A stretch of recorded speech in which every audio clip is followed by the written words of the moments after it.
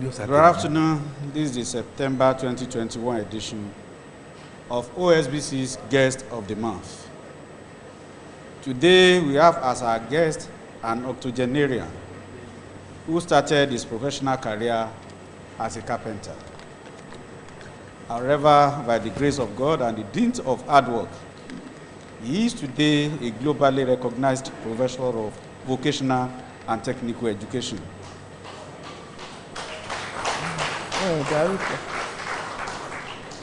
A teacher of teachers by all standards.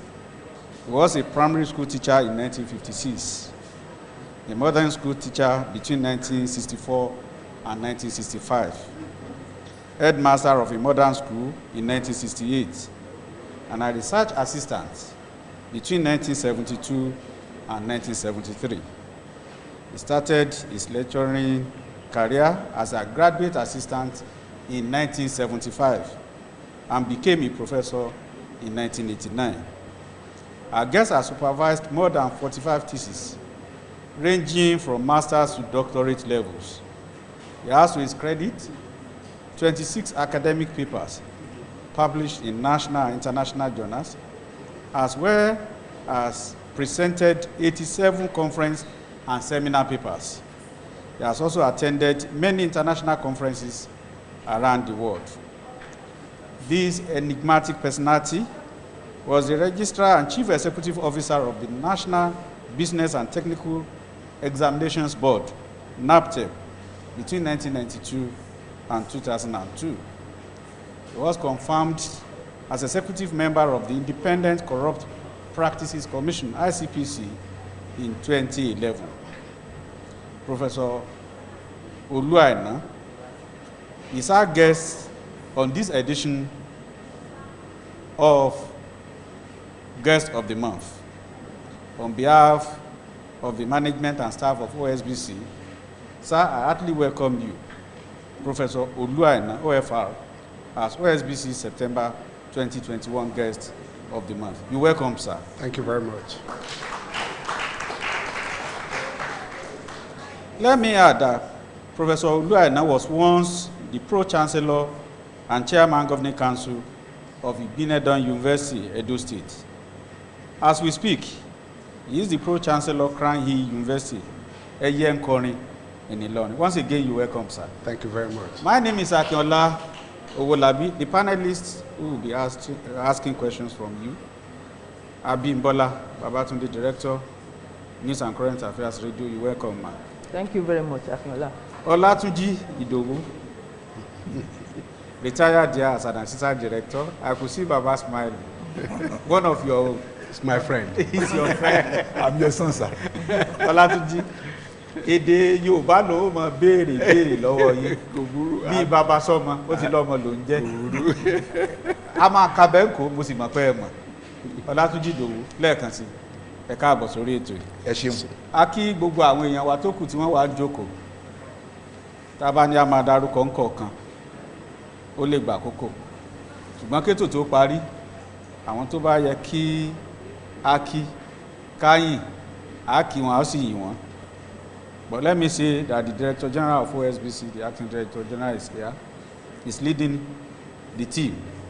That is talking about Rashid Folarami. We welcome you. And let's welcome ourselves all with a round of applause. Now straight to business, Baba. Congratulations, just yesterday, you bagged that Lifetime Achiever Award of the Osun State. Thank you very much. And the governor was there, and one could see his happiness that people like you are still alive. You were there at inception, struggling for the state, at creation, and 30 years after, you are still here. But let's take a look at the way the whole thing started, where we are today. Only God knows where we are going tomorrow. But then, you want to say, to what extent do you want to say that the dreams of the founding fathers of Osun are being achieved, even if not fully achieved, sir? Well, thank you very much for the nice things you have said about me. I am part of you to the extent that a few years ago I became a fellow of the NUJ, and I still maintain my contact in that regard, and I'm very proud to be part of you. Thank you, sir. Even though I can hardly put a word across successfully these days. The journey to where we are today has come with mixed feelings. We had expectations, we had a program of what state we want to have, and we have had partial fulfillment of those plans. One wishes we could have even exceeded the expectations. But life itself is a continuum, it's a struggle, and hopefully if we can refocus and we stay attentive, I think we will get there. But for now, the challenges are huge, both at national and at the state level. And I must say that what the national challenges contribute to the slow pace of development at the state level is huge. And one wishes that if the states can have a little more autonomy, maybe it can have more control over its affairs. But here we are in a very cumbersome federation, which has its own problems. But I believe we will get there. We'll get there. That is a word of optimism. Abimbola Babatunde. Thank you very much, Akin. I want to congratulate you once again, sir, on the award that was given you yesterday. It is quite a thing of joy and quite encouraging to see people like you being given such award during your lifetime. Congratulations once again, sir. Prof, you are a renowned doyen and epitome of vocational and educational training. You've been a trailblazer and very prominent in promoting the training. Now, I would like to ask you, do we really have a national policy on technical education in Nigeria? If we do, what would you say about its functionality? When President Obasanjo, as a civilian head of this country, came on board, the first thing he did was to set up the process for having a national policy on technical education. He set up a commission. I was privileged to be the chairman, and we worked assiduously for about 9 months or so, and a policy was evolved. Maybe that policy is more for the records than for the practice. President Obasanjo himself, who set it up, was not even aware that the job had been completed until he went to Paris and he met with the Director General of UNESCO, Matsuura. And Matsuura asked him for permission to use that policy in the Gulf region of the world. It was then he knew that the job had been completed. Matsuura went ahead after obtaining permission and started implementing that policy, adopting it within the Gulf region. Of course, when Obasanjo came home, I believe Professor Adeniran was the Minister of Education at that time, and then he handed over to Professor Borishade, and Obasanjo wanted to know what was wrong with the policy. And the verdict which the Ministry of Education returned to him was that it would be too expensive to implement it. Then Obasanjo called on Mrs. Olakure, who was then the chairman of TED Fund, and asked her to provide whatever money is needed from TED Fund to implement. I was approached to come back, as at that time I had left the classroom and I was already tired of campaigning for TVET education. And it took them a little while to convince me to come back. So I was brought back as a consultant to TED Fund. And I must say, to the credit of Mrs. Olakure, within 2 years, there was a massive revolution in the development of technical education, particularly at the polytechnic level. But again, there was a big omission, which is at the lower level, at the craft level, which were the people who are supposed to feed the polytechnic education. So that gap remained an albatross to the full realization of the objectives that were set up in the policy. But again, lessons were learned. Whether those lessons were put to use is another different thing, because again, I lost concentration. Ọlátúnjí Ìdòwú. Ẹ ṣeun. Gẹ́gẹ́ bí wọ́n ṣe sọ níbẹ̀rẹ̀ ètò yìí, bàbá Akínpé kú oríire àmì ẹ̀yẹ tẹ́ gbà lánàá. Iwájú lọ́pọ̀ ibi tí yẹn ọmọ rí sí o. A dúpẹ́ lọ́wọ́ Ọlọ́run fún pé ẹ̀ta ojó. Ẹ̀mí sì wà di àkókò tá a wà yìí. Iwájú lógún gbé ẹ̀ní ṣiṣẹ́ o. Ìbéèrè mi ni pé Yorùbá ní odò kìí sàn sàn sàn kó má ní orísun. Láti ìgbà tí wọ́n ti dá ìpínlẹ̀ Ọ̀ṣun sílẹ̀ látọ̀nù 1991 sáà sí bá a ti ń ta ṣe ń jó sáà ríyàn wá gún kí ò lẹ́mọ ibùládé.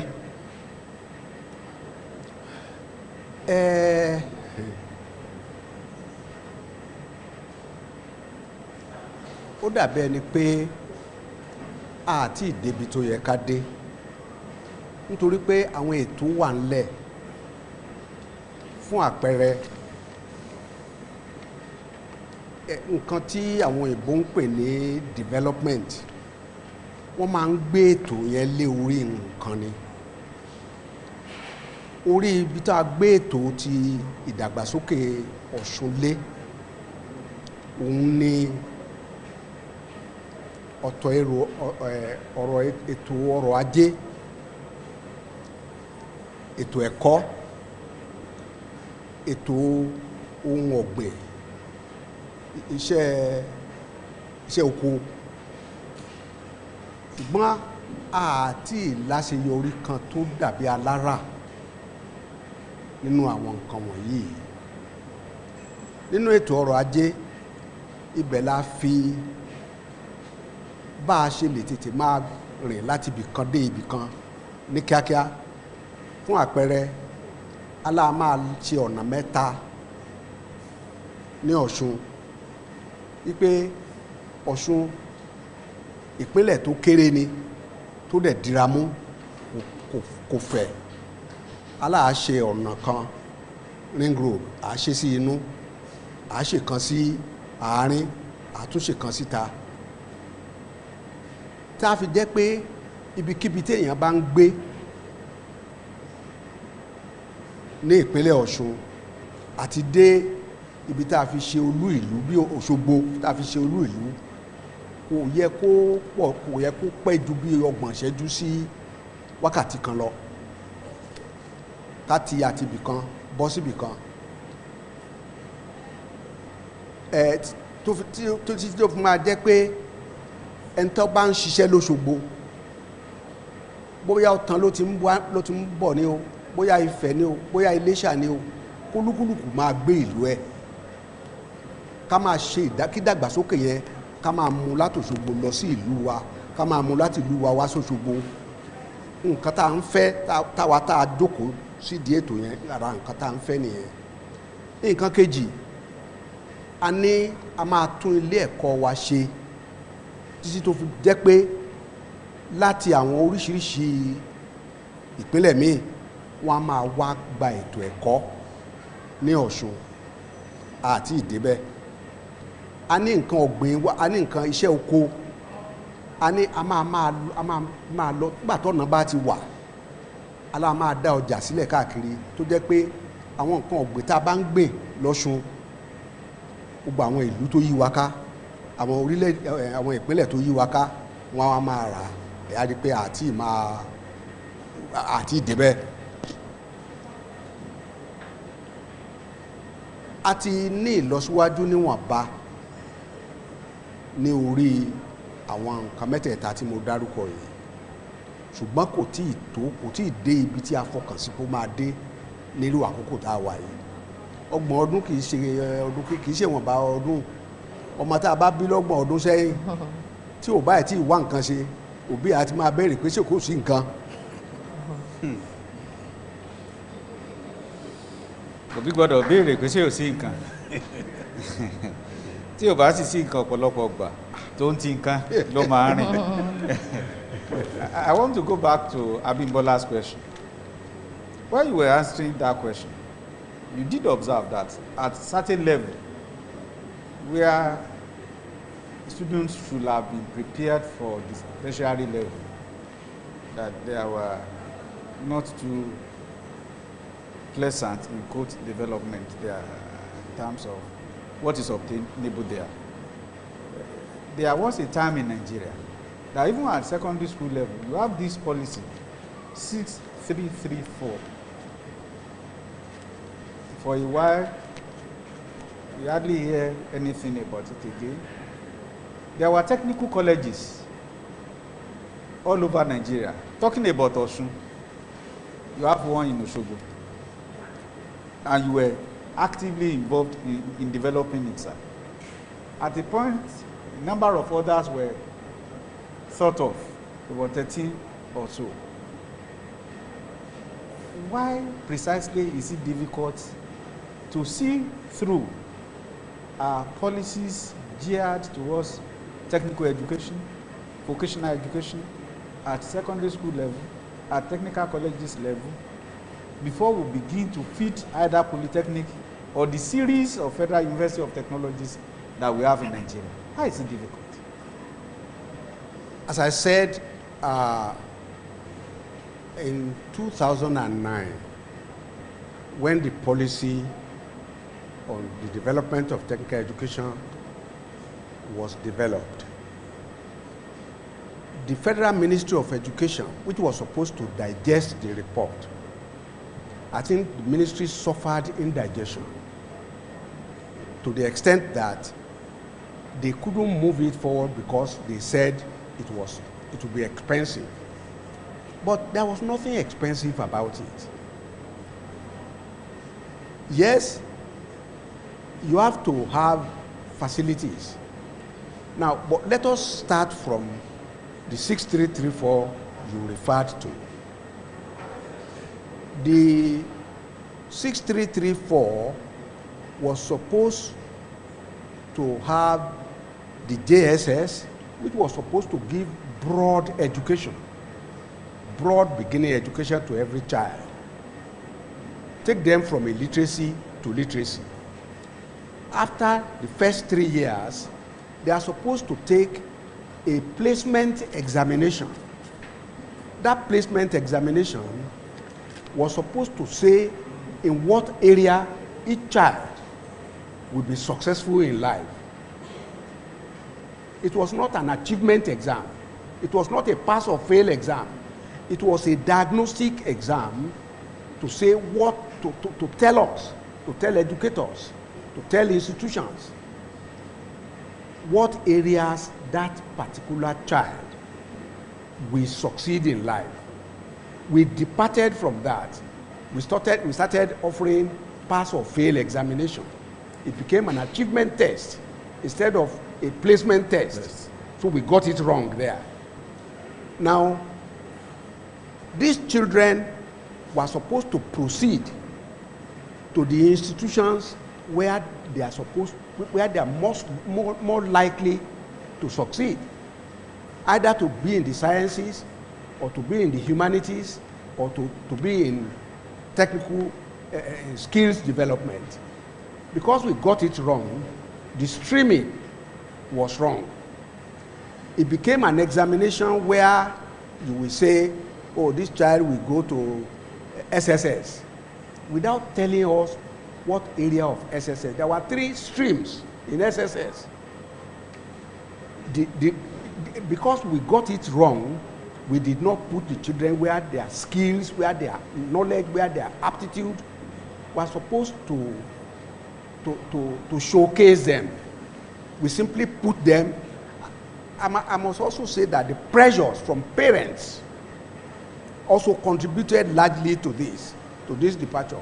But because the schools themselves were weak, they couldn't withstand the pressures from parents. Everybody wants his child to be either a medical doctor or a lawyer or an accountant. But, you know, I have a book here which I already promised the leadership of your establishment. Yes, I am the author of this book. And it's not a very serious book in the sense that it's a very simple, very easy book. When I was going all over the country advocating for the development, greater attention to technical education, I was making speeches as I moved around this country. It took me 3 months to go around this country to campaign in all the states. And this is just a compendium of all the speeches that I delivered in those places, giving reasons why certain things should be done. You will find it. I'm going to leave a copy for your library. Thank you, sir. Professor Fafunwa wrote the foreword for this book. Professor Fafunwa, coincidentally, I was a student in Kalamazoo, in Michigan, in the United States, about 40 years or so ago. And he in his foreword, there's a quotation which I would like everybody to read when you get it. He said, a society that neglects technical education because it soils your hand, it makes your hand dirty. And a society which ignores philosophy. He said we neither have his theories useful, nor his pipes deliver water. No, and that summarizes it. In other words, a society that does not pay attention to holistic education will not get the result. It's not rocket science. That has been the problem that we have had in this country. But again, I am still hopeful, but time is running out for people like me. But I hope this younger generation, we will still get there. We are entitled to our mistakes as a society. But I just wish some of this can begin to happen before people like us depart. We hope so too.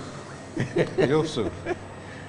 Hope, no matter how stubborn, is the tonic that keeps life going. Yes. Let's keep being hopeful while we work towards making what we hope for a reality. Abimbola. Yes. It's still on technical education. Sure. People tend to run away from technical education. The impression seems to be that it is for poor quality students. The other time you were talking about parental influence. That is why you see parents doing everything unethical to get their children into universities. Now, what do you think could be done to change this mindset? Well, first of all, technical education is not for those who cannot do well.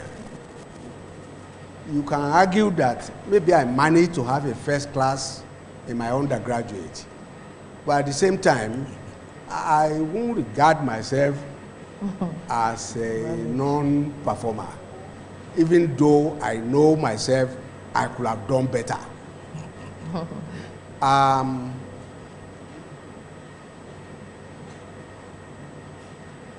I'm sure you must have read some of the things that I have said about myself. I started as a carpenter. I was apprenticed to my father, and I was so fascinated with carpentry that I was not doing well at school. I was going to school at the same time, but I was not doing well at school. I was more fascinated with carpentry, because by the time I got to, I spent 2-3 years in the primary school, I was already making money from carpentry. And I kept telling myself, even if I read all the books in the world, is it not money that I will make? So I wasn't paying attention to book. But something just changed the narrative for me. That's a story for another time. We won't have time now. But it happened that my sister, the firstborn of my parents, went into nursing. And there was a conspiracy between her and my mother. My father had already agreed that I could pull out of school. But you know you women, how powerful you are. My sister and my mother conspired against my father, and I was returned back to the classroom. And I started doing well, suddenly. I think it has to be at the leadership level of society. We must let people know that no country is going to develop unless education is holistic, unless every aspect of education is regarded and taken care of. Maybe with that kind of advocacy, maybe we should also return to some of the things we did in those days. We did crafts at school, handwork. We made a lot of things, and then we developed from handwork to craft. When I was in the teachers grade 3 college, every student in my class had a small garden. So we learned farming. And come and see the things we grew in our farms. If we are taking a step further than that in the totality of our education, I think this country will not be where we are today. So at the leadership level, at the parental level, at community level, at society level, we need to encourage doing things with our hands. It doesn't make the hand dirty. If you can combine your head with your hand, why not? I think we need to do a lot more advocacy, and the rigidity of parents needs to be relaxed. In many instances, we don't even ask the students. This afternoon, I visited a family, and the grandchild of that woman was going to school in Abuja, primary school. And the teachers talked to the auntie of that child and said, this child is not performing up to optimum, was not performing optimally. And the teacher suggested that they should take him out and put him in a boarding house in another place. And they packaged the whole thing. They are going to put this child in a boarding house in a school in Ilorin. Then I asked the old woman, I said, does the child like it? The mama said, I didn't ask. Why should I ask? And I said, oh, maybe you are experimenting with your grandchild. She said, no, I'm doing what is best for the child. So I said, call the child, interact with him. You know what the boy said? The old woman phoned me and said the boy told her that if they put him in that school, he's going to run away from it. You see, we have to relax this rigidity at parental level. Don't underrate your child. Let him or her be part of how you want his life to be. It is his life or her life. Carry them along. Yes, you can guide the child. That is your duty as a parent. But as you move on, the child also has a decision to make for his or her life. So let's carry everybody along. It shouldn't be, some people should not sit up there and make decisions and force it on people down there. That boy said he will run away from the school, and I believe the boy will run away. Serious one there. Olatunji do. Ẹ kú àtàárọ̀.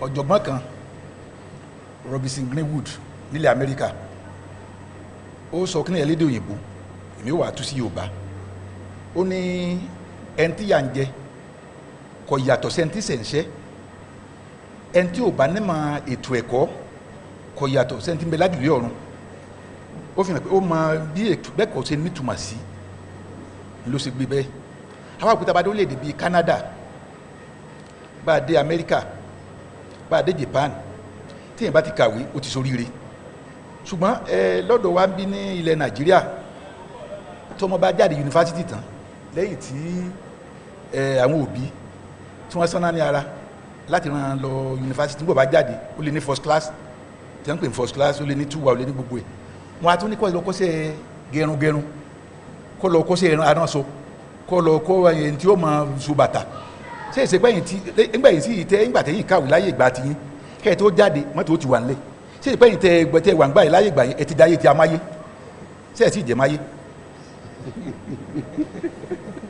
àrí ìjẹmáyé ṣe rí ẹni tó bá ń ṣiṣẹ́ àgbẹ̀ ẹni tó bá fẹ́ ṣiṣẹ́ àgbẹ̀ tàbí ẹni tó fẹ́ ṣe iṣẹ́ driver pé mọ́tò ló fẹ́ máa wà ẹ á mọ̀ yí pé tó bá kọ́ ìwé kó tó lọ ṣiṣẹ́ àgbẹ̀ tàbí iṣẹ́ mọ́tò wíwà iṣẹ́ àgbẹ̀ tàbí mọ́tò wíwà ẹ̀ á yàtọ̀ sẹ́ni tí ò délé ìwé rí nǹkan tí ìwé ń ṣe fún yàn ìwé máa ń la ojú èèyàn ni á la ojú ẹ̀ á la etí ẹ̀ ọgbọ́n tí ó fi máa nǹkan tó kọ́ ọgbọ́n tó fi máa lo nǹkan tó kọ́ yẹn ìwé ló máa jẹ́ kó rọ́nà. wọ́n ń pe àwọn kan Asia wọ́n ń pè wọ́n ní the tigers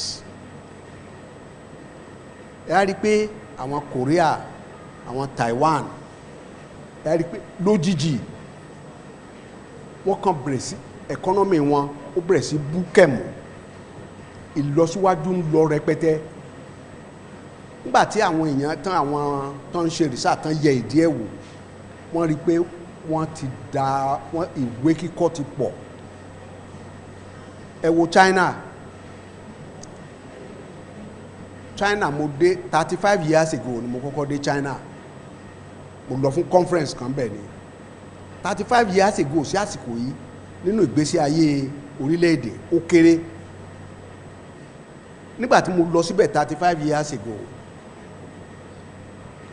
wọ́n fẹ́ lè máa fẹnu họra ṣùgbọ́n lọ́dọọdún 500,000 children Chinese ló ń graduate from American universities alone 500,000 bọ́n ṣe ń rán wọn lọ lọ́dọọdún nìyẹn téèyàn bá dé China lénìí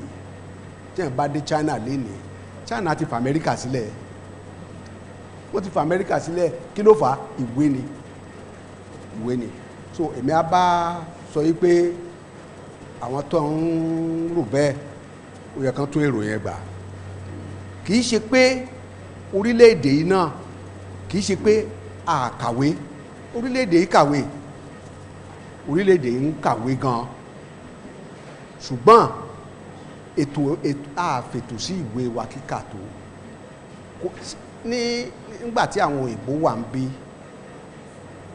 a kì í kàn déédéé sọ pé kọ́mọ lọ sí yunifásitì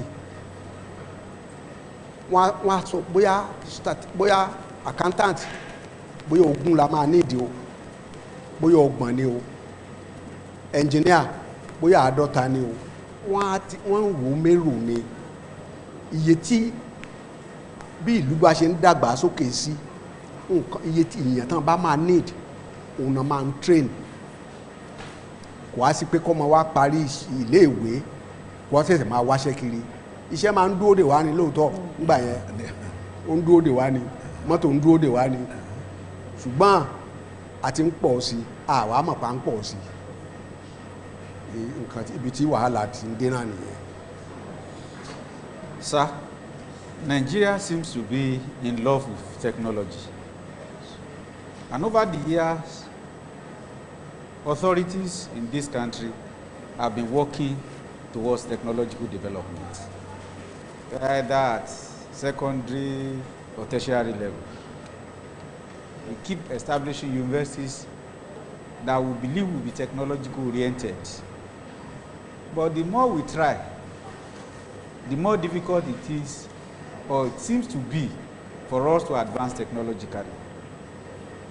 The other time, we said, we hope that things will be better in your lifetime. Operating on that level of optimism, how long do you see it taking Nigeria to get there on the average technologically? When you look at the number of nations across the world, even in Africa, so many are moving on, advancing technologically. But what we seem to be doing is mouthing it. So, like people will say, if wishes were horses, beggars were right. We've seen wishes cannot get us there technologically. So how do we get it done? And how soon would that be, sir? The age of if wishes were horses, beggars will ride has gone. I do not have any empirical evidence to support what I am going to say now. Okay. But I think educationally, I think Nigeria is about 50 years behind schedule. So if we restart doing things right from today, I think it will take us 50 years to get to where we should be. In other words, whatever strategy we want to put in place now to accelerate the integration of education into the development of society, we need to do it 50 times over in order for us to get there. But let us not be discouraged. We need to make deliberate decisions. I have heard people say we have too many universities. As at the last, I was interested in some research a long time ago. The last time I visited that particular topic, Washington, D.C. had 96 universities, a town. They had 96 universities at the time I stopped showing interest in what was in that area. And Nigeria doesn't have enough universities. A lot of people do not understand what university stands for. All development, technological, engineering, whatever, the place to incubate those developments are in the universities. It's not just, university is just not a place where people go to learn. It is a place where ideas are translated into the technology that you are talking about, where ideas are translated into action. To that extent, we can never have enough universities. There are some universities where they even hardly graduate students. They simply assemble brains to turn ideas into action. Going to space. Has it not fascinated you how planes fly in the sky? Those are the ideas of people. Those are the outcomes of research. You know, if we understand higher education for what it is, we can never have enough of it. Now, but we are very far from it. We are very, very far from it. All you see is copy, copy, copy. We need to have centers where ideas can be incubated. We need to have centers where ideas can be translated into action. We need to have centers where we can collaborate with industry to improve on certain things. Farming, for example. We used to have the University of Ibadan, Ife. We used to develop crops. There was a time when Ife developed some beans, the Ife brown. And these beans, you can cook it in about 10 minutes. And it's as if they have put sugar in it by the time you don't even need salt. Mm-hmm. It was developed by Ife. Crane, Cocoa Research Institute in Ibadan. Palm oil in Komu, in Benin. These were the products of research. These are the products of knowledge. But all those things, we have put them behind us. We are not doing them again. And this is education. That is education. Education is not building. That's education. I hope we get there. But my forecast is that we are about 50 years behind schedule. 50 solid years behind schedule. That is half a century. Yes. So long way to go as a nation. Abimbola. We are not yet there.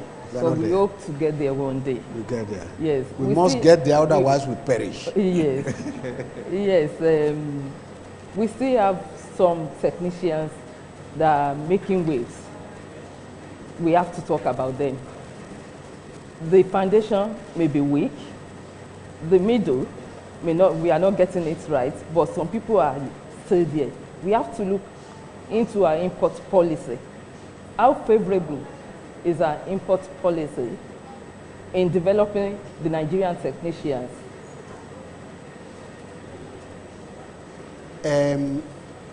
If I understand your question, I think the middle you are talking about are the artisans, the technicians, and the technologists. When B.C. Akande was governor of Osun State, that was the time UNESCO had a conference in South Korea and issued a statement on the ratio of technical education to conventional education. When you break that down, Osun should have had at least one technical college in each local government. But Akande, in his own wisdom, said he wouldn't have the money to develop one technical college in each local government. So he set up 9 technical colleges in Osun. But he still did not have money to develop it. When Oyinlola became governor, he borrowed money. You have been told when I was presented that there were 9 technical colleges and I was chairman of the board for technical education. We mounted pressure on Oyinlola, and Oyinlola borrowed money to develop the 9 technical colleges to world standard. About 3/4 through, the tribunal ended his regime, his tenure, and Aregbesola became governor. Before Governor Aregbesola came into office, he and I met just by chance in Dubai, and we were discussing, and I saw he was very passionate about vocational skills acquisition. He called it life skill. And I thought technical education would be his priority. But somewhere along the line, politics didn't allow him to continue what Oyinlola started. And as a result, the development of the 9 technical colleges which Oyinlola started was stalled. And he made a number of attempts, but again, valuable time was lost. By the time Oyetola became governor, he didn't have money to continue with the technical colleges where they were. And again, individually, from here and there was pressure. Oyetola also he was in love with technical education. But the debt hangover on the state did not permit him to go and borrow money. So we are stalled with the development of technical education. That's why I was talking of how long it will take us to get there. So, and that's why I was personally lamenting also that I wish these things will happen. And every time I met Governor Oyetola, who would say, Baba, I have not forgotten. I'm in love with technical education. We will get there. I'm praying for him. So join me in praying for him to find the funds. Let us start even with three of those 9 technical colleges. Let's take one from each of the senatorial zones and develop it fully. In fact, if you have been to the technical college of Osogbo and what you find there, if you project it a little bit further, you will begin to have feelings of what a technical college should be. Recently, I said to Governor Oyetola, I said, okay, let us develop the one in Osogbo. And again, we are talking along those lines. We don't have to develop all the 9 at the same time, even though we should have one in each local government. But let us start somewhere. I hope we will be able to start somewhere before too long. Technical education, unless we pay attention to it, we are not going anywhere in this country. Bí ẹ bá wo bá a ṣe jókòó ń bí, a rí i pé àlàáfíà ìbàlẹ̀ ọkàn ló jẹ́ a lè jókòó báyìí. Bàbá wo léde Nàìjíríà lóde òní tójú mọ́mọ́, àti dọ́gbọ́ndọ́gbọ́n ọgbọ́n dàgbọ̀ máa lọ́wọ́. Wọ́n sì ní kò sí ohun tó bàgbà nínú jẹ́ bí ifá tá a bá dá tí ò lè tutù. Èyí tẹ́ ẹ jágbàgbà láwùjọ, ṣé ọ̀rọ̀ láyé ìgbà kan èèyàn lè fẹsẹ̀ rìn láti bí lọ sí Ìbàdàn tí ò ti tí ò ṣẹlẹ̀ tí ó mú, ṣùgbọ́n bí èèyàn bá dán wò láyé tá a wà yìí, ẹ̀ràn àṣúyà ni ó fi ṣe. Èyí tẹ́ ẹ jágbàgbà láwùjọ, ṣé bí ọ̀rọ̀ ètò ààbò léde Nàìjíríà bó ṣe mẹ́hẹ̀ yìí, ṣé bá ti káwọ́ lé wọ́ọ́rí tí a sá máa wòran rè àbí ká máa gbàdúrà ni.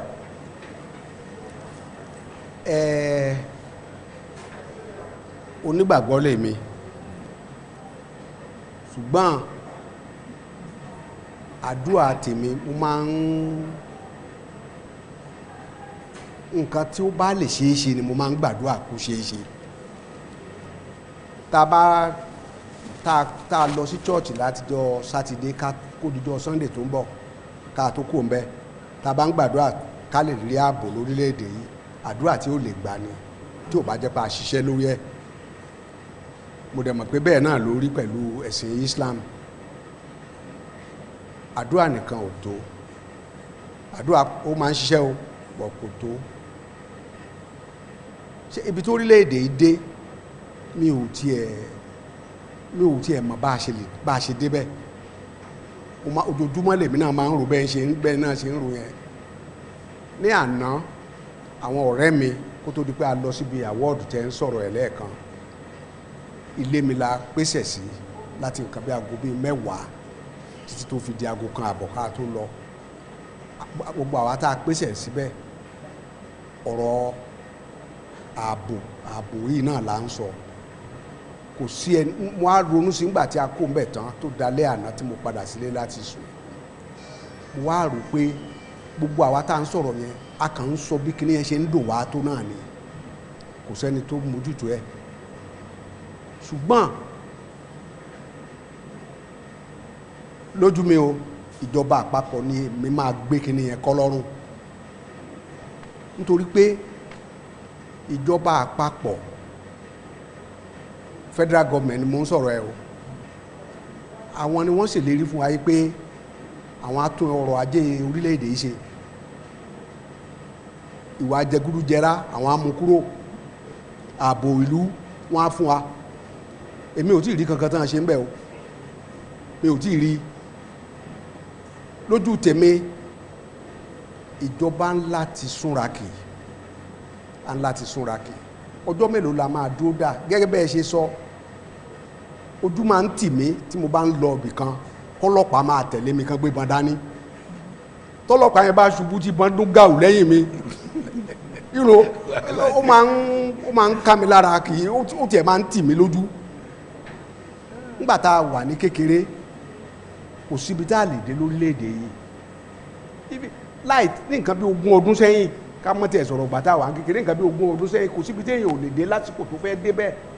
ṣùgbọ́n ní ìsìn báyìí tí ilẹ̀ bá ti ń ṣú díẹ̀ tó bá tirẹ̀ ẹ mọ́lé gẹ́gẹ́ bẹ́ẹ̀ ṣe sọ olúwa di súyà, ó bà ní nínú jẹ́ o. wọ́n ní a máa ṣọ́ra ká sì máa gbàdúrà, ìṣọ́ra ló kọ́kọ́ ṣáájú. abala àkọ́kọ́ ètò yìí a wà ọkọ̀ ẹ̀ àti wà débi tó lápẹ̀rẹ̀. a fẹ́ fún yín lóore ọ̀fẹ́ kẹ́ sinmi, kẹ́ dátọ́ mi, bó bá ṣe é ṣe kẹsẹ̀ mi mú. lẹ́yìn ẹ̀ ètò ó tẹ̀síwájú.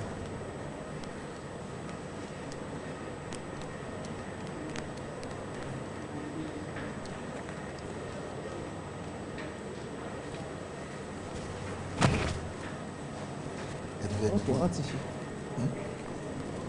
ó ti sọ.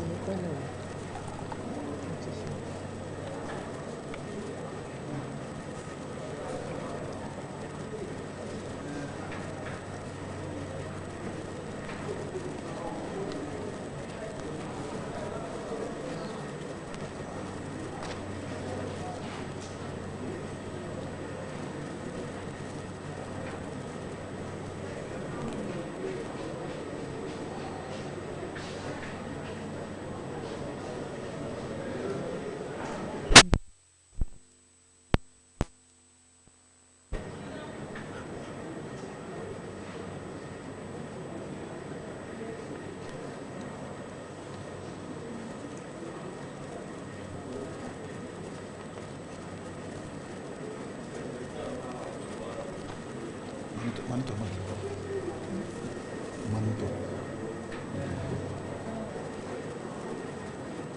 Okay, break it.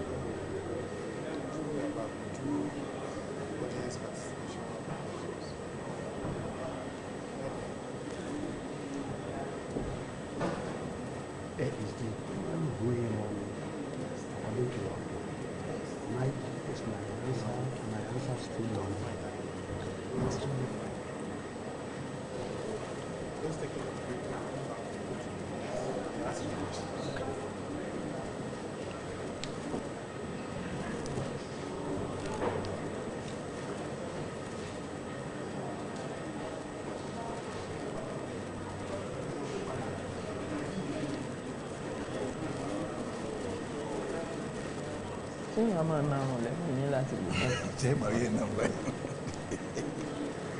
Audience na ìrẹsì.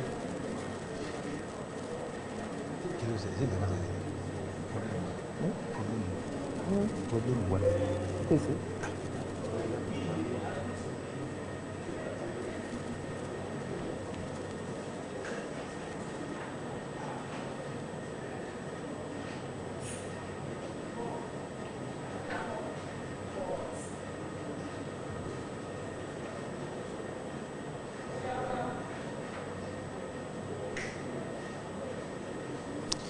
Yes, you are welcome back.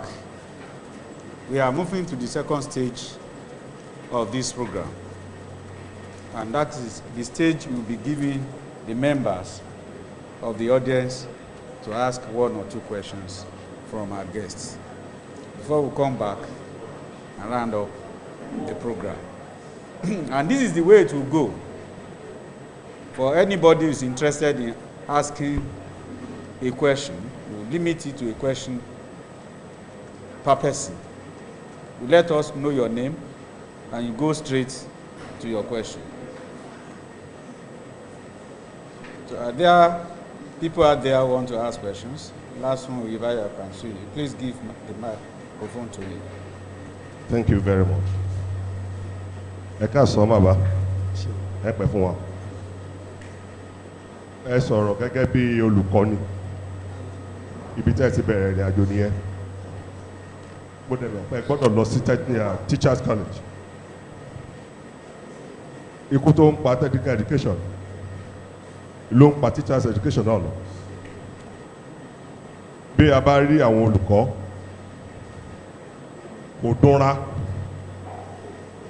ẹnikẹ́ni tó bá bẹ̀rẹ̀ ṣe olùkọ́ kíkọ́ láti teacher training, ìyà tó wà lára ẹ̀ àtẹni tó bẹ̀rẹ̀ rẹ̀ ní NCE àtẹni tó lọ ṣe Bachelor of Education ní university. Ẹ ń sọ̀rọ̀ lẹ́ẹ̀kan nípa 6334. Nígbà tó introduce 6334, a mọ àwọn equipment tó rà sáwọn secondary schools láti máa kọ́ technical education. Gbogbo àwọn equipment ẹ̀ corridor ni wọ́n rà sí. Kí ló ṣe wá lórílẹ̀‐èdè Nàìjíríà tá a máa fi nǹkan ṣòfò bẹ́ẹ̀? Ìyẹn ni ẹ sọ̀rọ̀ nípa iṣẹ́ tẹ́ ẹ ṣe fún ìmúpọ̀sípò technical education. Ẹ̀yin lálága skiji ọjọ́ tẹ́ ẹ ṣe flag off ní technical college lóṣogbo ń bí, èmi ni mo ṣe MC fún yín lọ́jọ́ náà. Ẹ dẹ̀ mú wa yípo nínú ilé ìwé yẹn. Tá a bá lọ gbòòrò sí àmàrà ọmọ tó ń ṣe plumbing mọ́. Ẹ bá fẹ́ kọ̀ọ̀kan ọkọ̀ ìṣòro la máa ní. Ṣé bá ṣe máa bá a lọ nìyí? Tó bá yá plumber kan tó bá kú ànígboro yóò fẹ́ máa dọ̀bẹ̀ dé wa lọ́rùn. Kí lọ́nà àbáyọ? Ẹ ṣé o. Tunde Oguntomi, please. Esteemed Prof and the whole house, I have a very simple question for you, sir. Okay. I want you to take an holistic view about what education is in Nigeria today, whether general, whether technical, whether vocational, education. Do you, in your heart of hearts, believe that we still need free education in Nigeria as a nation state? In few, taking into consideration the lack of funding that we have now. Thank you. One more in the first round from Muhyiddin Adeleke. Straight to the question.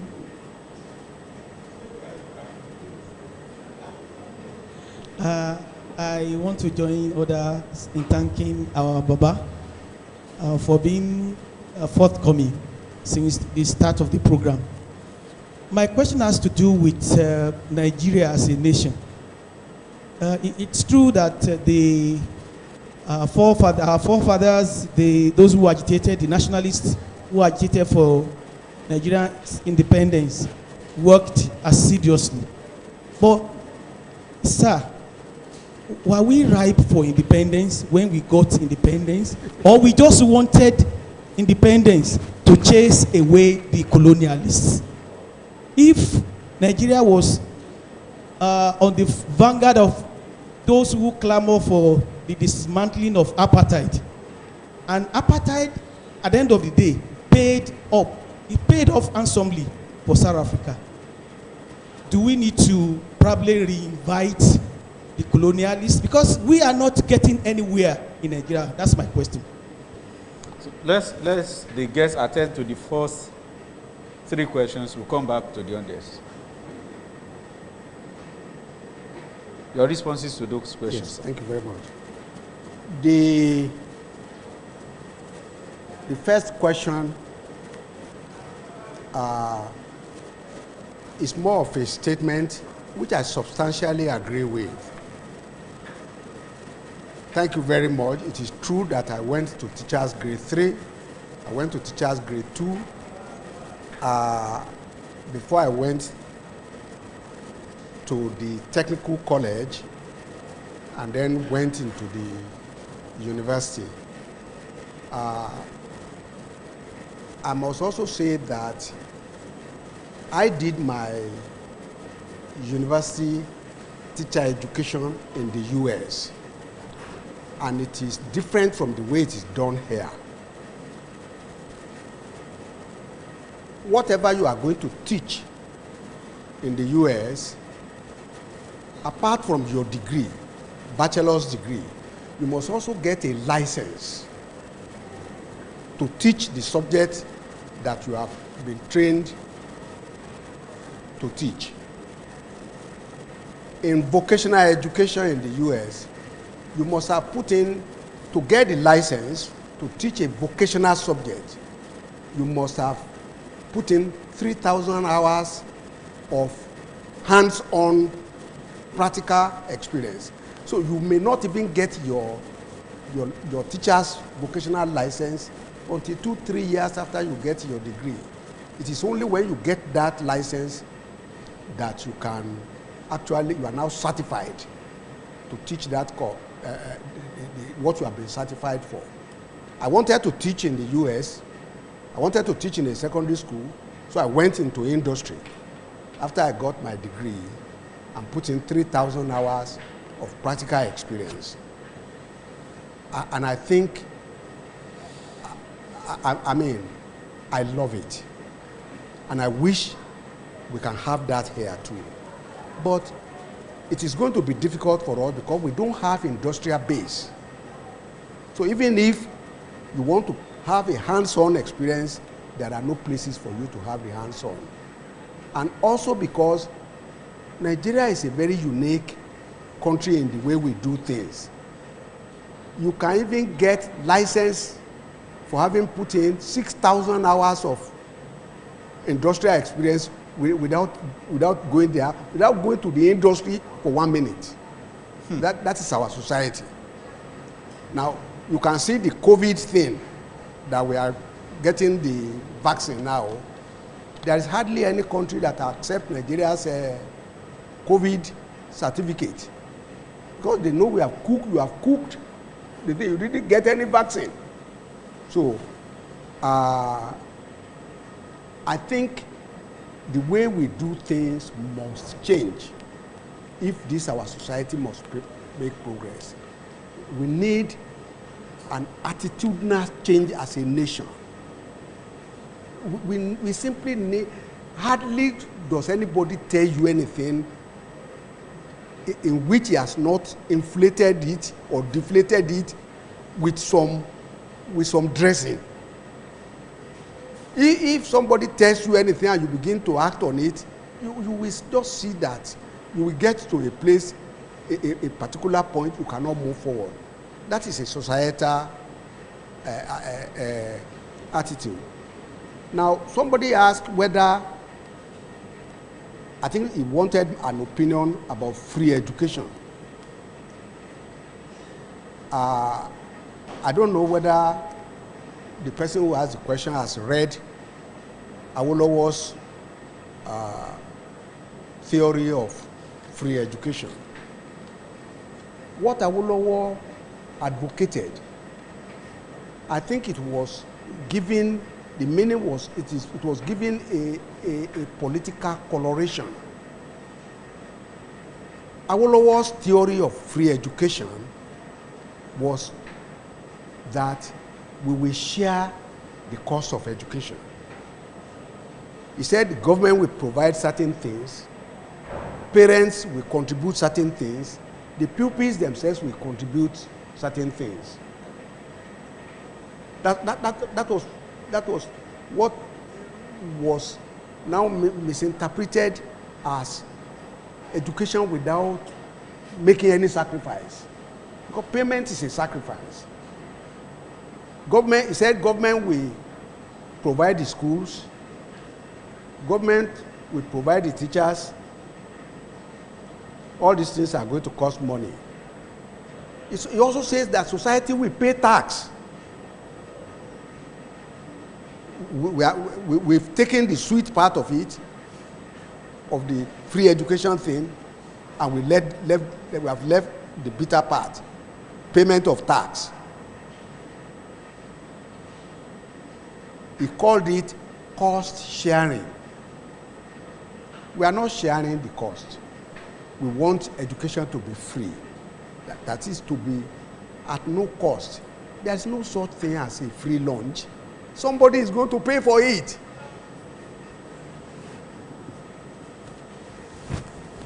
Somebody asked whether we were ripe for independence. Thank you for raising that. I wonder about that myself.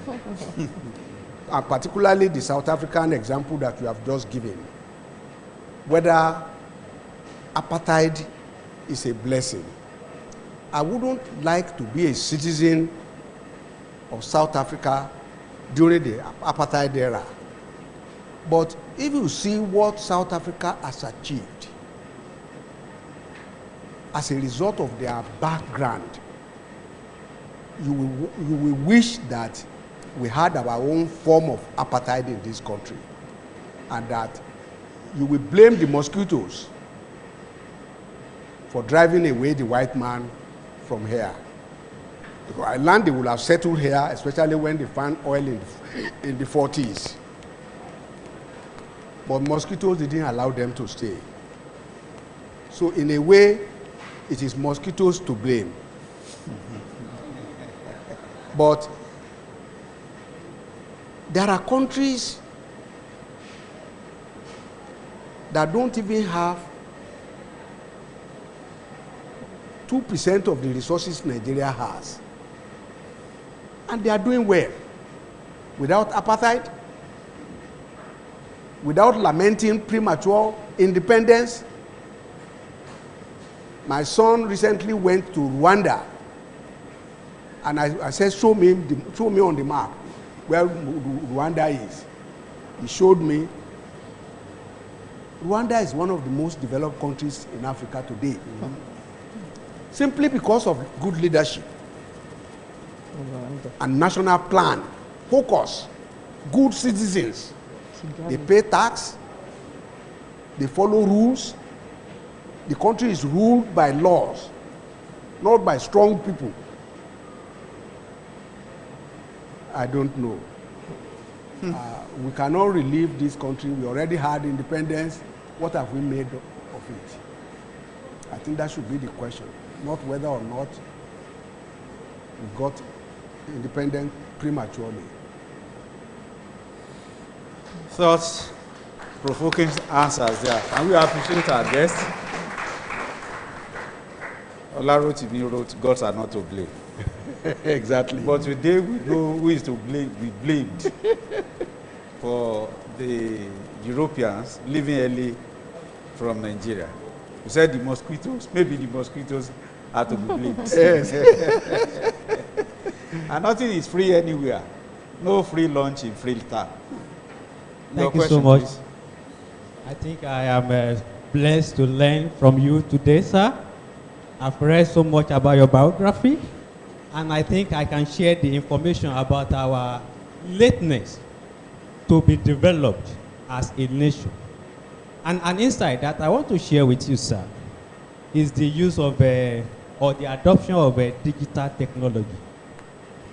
The digital technology that I am talking about, I know you are very much aware of what Dubai looks like now, and what the China has been able to convince the world to achieve, especially when we talk about the economic flow from Nigeria or between Nigeria and China. Likewise, India is actually moving at a faster pace. I want to maybe seek from your experience to actually advise the people at the end of affairs to look into more inclusive way of developing our nation than the governmental way of providing solutions. How do I mean by that, sir? A lot of this very information that I have learned from you this afternoon are secret things away from the public. This very technical education or technical colleges in Osun State, I believe a lot of stakeholders will have interest if it has been shared digitally or publicly. Okay. And I want to believe that a lot of so many things like this that are developmental in nature are really the interest of the outside world. And that's the reason why the United Nations is actually United Nations. A lot of stakeholders and actors in the world, especially when the SDG is the global concept of framework now. I think the government should open up. Okay. And we have a way forward, sir. Okay. Thank you. You are appreciated. Mr. Olanikekun. One more question. Prof, good afternoon. My question has to do with education. A circular just came out this afternoon from the Federal Ministry of Education. Putting a stop to SS1 and... Speak louder, please. A circular just came out. Yes, it's on. From the Federal Ministry of Education, putting a stop to SS1 and 2 students to their attendance or taking up WAEC and NECO, and in fact, NAPTEP.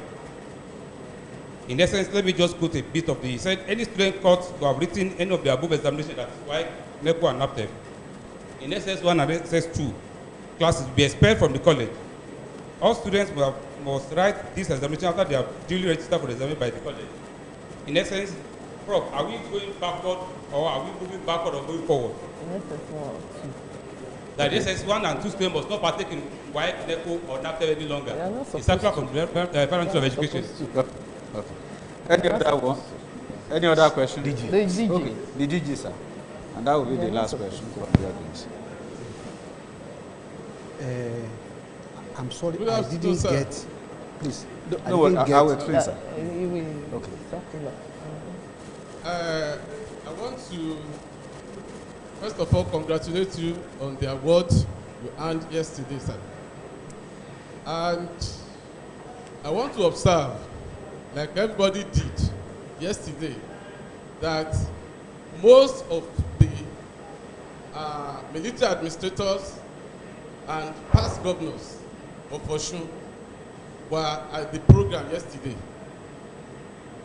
I want to ask you, sir, what went through you when you saw this array of past military administrators and governors interacting with one another as one of the founding fathers of Osun? Thank you, sir. Various questions. That's stakeholders.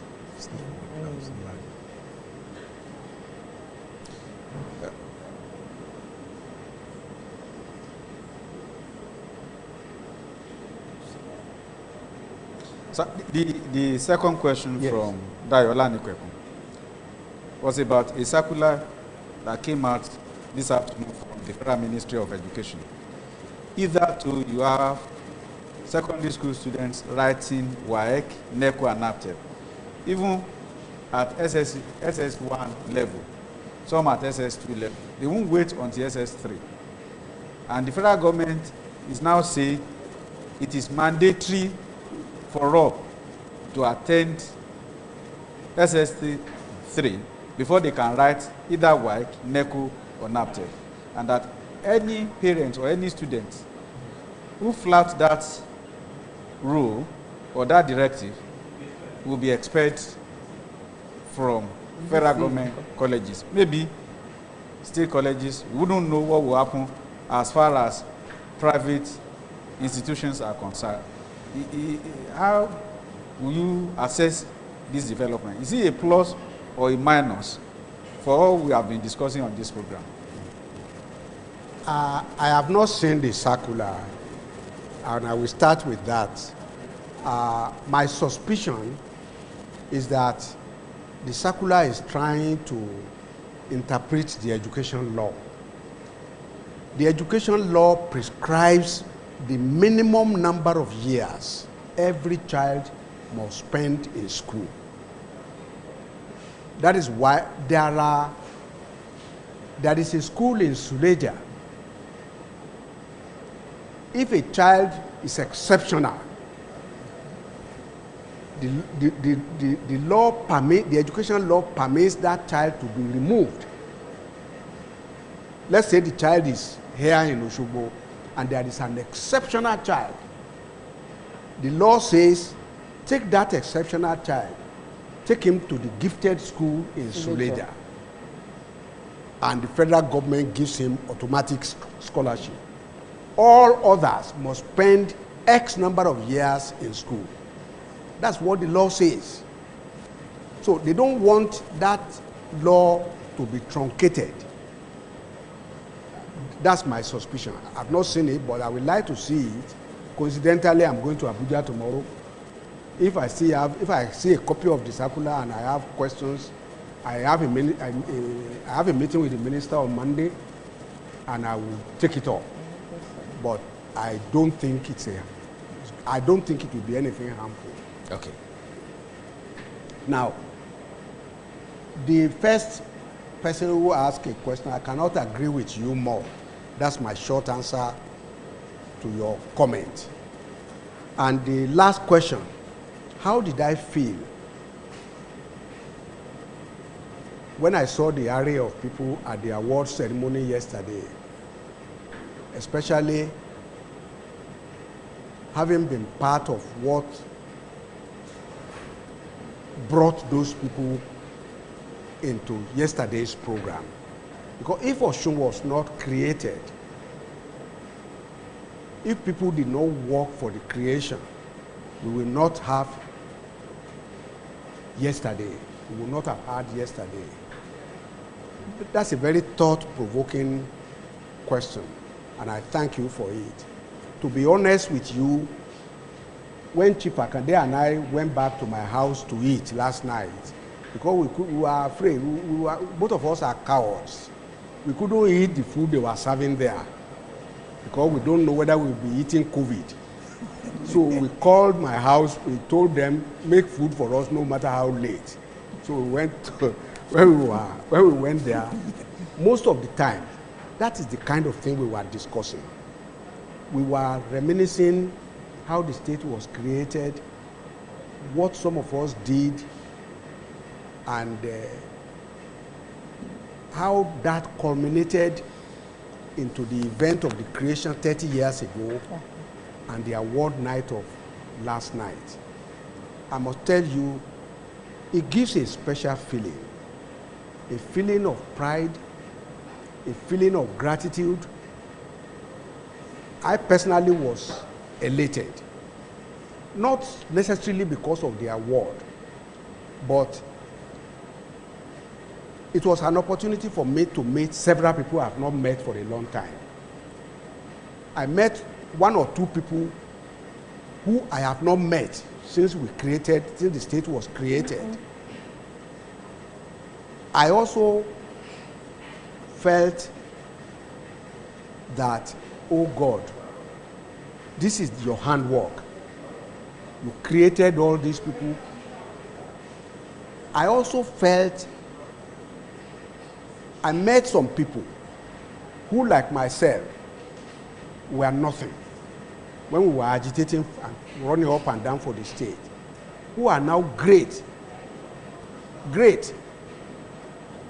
At the convocation in Uni Osun 3 days ago, I was already seated. Then they brought one woman to sit next to me. The woman, about 2 policemen brought her inside, and when she came, I thought since she met me on the seat, she should greet me. Yes. She didn't greet me, so I just pretended not to see her. Then, so I would have brought that. Then she took, when I was recognized, and I also acknowledged the recognition, the woman evidently, she turned towards me to look at my face. Maybe she thought I was too young or something. I don't know. Then she took the program and went to the back of the program and wrote and started writing. It was a letter that she was writing to me. Yeah. She said, "Dear sir, I was your undergraduate student in ABU." She said, I have obtained my master's degree. I'm now the proud recipient of a PhD. He said, life achievement, underline it.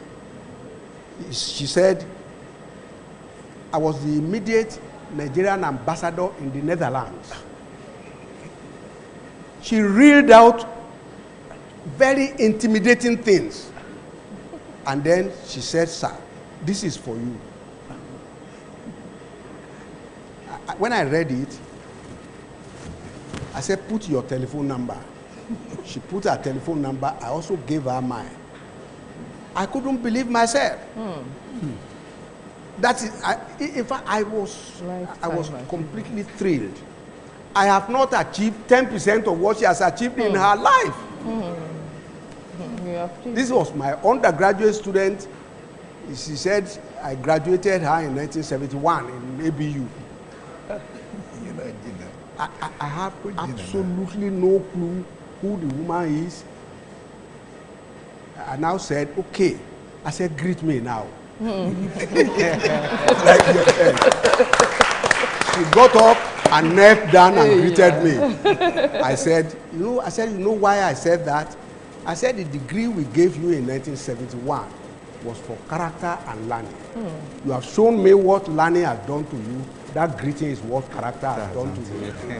So, she and I have become friends. We have exchanged telephone calls a few times in the last 2-3 days. Then I now said, what about children? Where are they? All our children have graduated.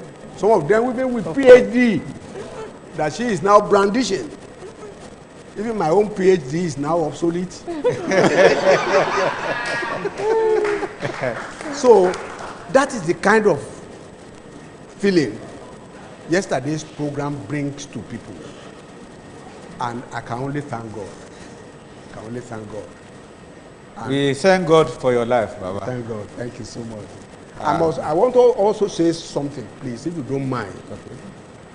Whatever it is that we got the award for was the relationship between me and people like you.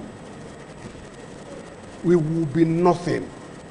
There would be nothing to show if I didn't have you in my life. Baba, we appreciate you. We are about rounding up the program. But before we go, we cannot but ask, even if just one question on corruption-related matters. You were in ICPC. EFCC was there. We've been fighting corruption for a long time now in Nigeria. From 10%ers to 20%ers to 50%ers, maybe now to 100%ers. The more we strive to fight corruption, the more hydra-headed it gets. Pointedly, sir, are we winning the war against corruption or losing it as a nation? Well, we win some, we lose some. But permit me to share with you my story about ICPC. Believe me, honestly, I was not paying any attention to ICPC. The late Oni phoned me one evening. He said, Professor, I said, Kabesi, he said, I want to see you. You know, the man didn't sleep early. He normally sleeps. I sleep around between 8 and 9 every evening. That night, I was still up by about 9. He said, I want to see you. I said, Kabesi, I said, I'm going to Abuja tomorrow. I have 8 o'clock flight from Ibadan. He said, I don't care whether you have any 8 o'clock or 7 o'clock flight. I must see you before you go. I said, it means I have to come to Ife tonight. He said, I didn't ask you to come, but I must see you before you go to Abuja. I said, okay, Kabesi, I'm coming. So I got to Ife that night about 10 p.m. And it was like daybreak to him. He said, I got a call from President Jonathan. And he asked me to nominate a Yoruba man with integrity, with this, with that, with this, and that I will call you back tomorrow, Baba, to get the name. He said, no, he told him, Mr. President, don't drop the telephone. I can give you a name now. He said, I have given him your name. I said, Baba, he said, wait, oh. He said, you know what he called me? I looked at him again. He said, Kabiyesi. He said, I've already accepted the position on your behalf. So there's no argument. He said, let me tell you, when I gave the name to President Jonathan, Jonathan said, Baba, do you have a second name? Because I don't think we can work with that man. Then he said, he asked him, do you know him? He said, yes, we have offered him 2 positions. The man is arrogant. He's going to turn it down. He said, therefore, he had told him it has been accepted. I said, Baba, I'm not arrogant. They gave me a job for which an economist was required. I'm not an economist. And so I humbly declined because I will make a mess of the job. I said the second job they gave me was the job from who somebody I thought in ABU had resigned or had completed his term. I said, I cannot take the job. My student cannot hand over a job to me. I said, there must be principle involved in all these things. So I said, those were the 2 things that made him think I am arrogant. I said, but I must thank him that he even remembered me. I said, Baba, I will take the job. So I quickly came back and I started reading about ICPC. That was how I got to know. When I got to Senate for clearing, a lot of people were surprised. A lot of them had known me before. Then somebody asked me, the chairman of the Senate Committee on Anti-Graft Agencies, something like that. He said, sir, I said, distinguished, I said, ask your question. He said, why ICPC? Well, I said, I don't know myself. Maybe they are looking for adding some intellectual dimension to what they do. And if you clear me, I will accept the job. So I was cleared. And lo and behold, when I got to ICPC, all the things that nobody wants to do. That was my assignment. I was privileged to set up a research and training center in Kefi. I was privileged, I was told to clean up all the corruption and rot in the university system. In fact, that was my first assignment. Go back to your constituency and clean it up. And I worked on what we call, the acronym was USSR, University Study something and Review. We came up with a template which the United Nations has now adopted for cleaning corruption in higher education. As to whether or not we are getting worse, or whether we are winning, I've started by saying, you win some. When you go to battle, you win some and you gain some. Okay. Definitely, we have won some and we have lost some. Okay. But in a way, we must be proud of Nigeria. Nigerians are among the cleverest people in the world. How Nigeria still get corrupted, if you know what some of them do, you will agree that as sad as corruption is, Nigerians are very brilliant. Nigerians are very brilliant. But it is a pity for Nigeria that we are into this mess. And I cannot see the end. I've not seen the end. All kinds of measures, all this BVN that we are now using, they are part of the measures to stem corruption. It was developed by ICPC during our tenure. And quite a number of other things, other strategies that I don't need to share with you publicly that have been shared. As a matter of fact, we can monitor corruption going on, particularly in the state governments, without the governor knowing that we know what he is doing. But there is still corruption, and it's probably with us. But I think if we allow the rule of law to prevail, it is then we can fight corruption. Thank you. Thank you, sir. The producer is telling me our time is off. Well, my panelists still want to ask questions. So I'm caught between the two words. I will keep the answer short. Okay, sir. Okay, sir. Just a personal one. You are looking so good and active for an 82-year-old. What keeps you going as an Do you have an 18-year-old daughter? Yes. What keeps you going as an octogenarian? What you are saying is a cover-up. Okay. Thanks for the compliment. You're welcome, sir. Quick one from Olatunji Dowu.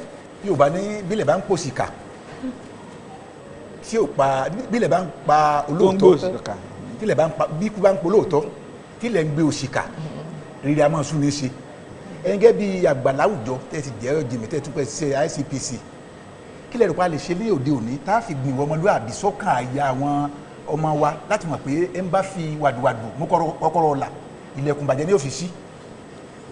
Well, I have 6 children. Yoruba, sir. Equally divided, 3 boys, 3 girls. I want to say with pride that you cannot find any of my children. Yorùbá mọ̀ pé bàbá Yorùbá. Ní Yorùbá. Yorùbá ni ẹ bá mi gbé bàbá. Ọmọ mẹ́fà ni Ọlọ́run fi dá mi lọ́lá. 3 nù wọn ọkùnrin, 3 nù wọn obìnrin. Kò sí kankan nù wọn tẹ́ lè bá nígbèrè àìdáa. Ẹ jẹ́ kí olúkúlùkù wa ká lè sọ bẹ́ẹ̀ nípa àwọn ọmọ wa. Tá a bá ṣe bẹ́ẹ̀, tí gbogbo òbí nílẹ̀ Nàìjíríà tá a bá lè sọ bẹ́ẹ̀ Nàìjíríà á dáa. tó kólúkálukú fojú tọ́ mẹ́.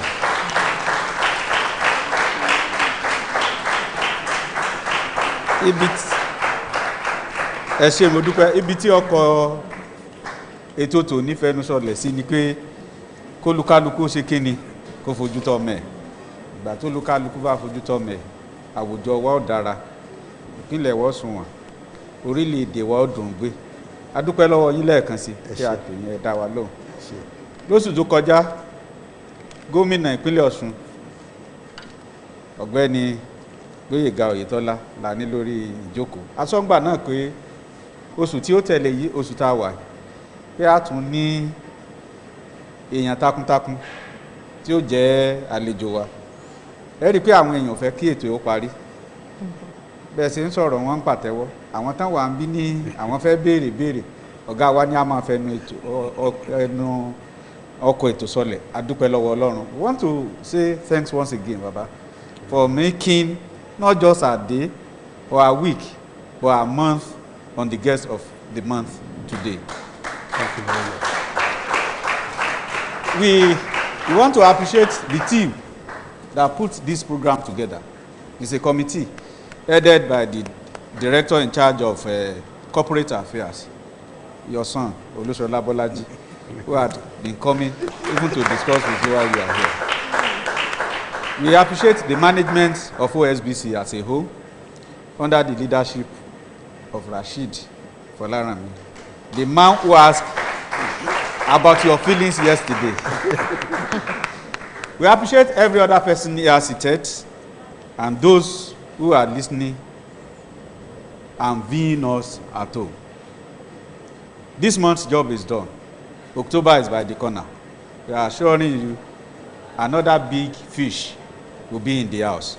Let me appreciate our panelists. Abimbola Babatunde, thanks for being here. Thank you.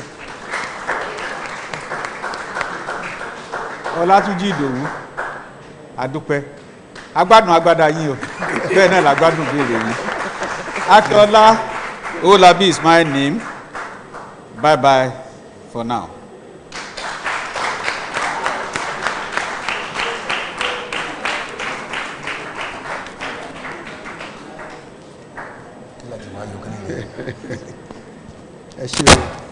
Thank you very much. Thank you, sir.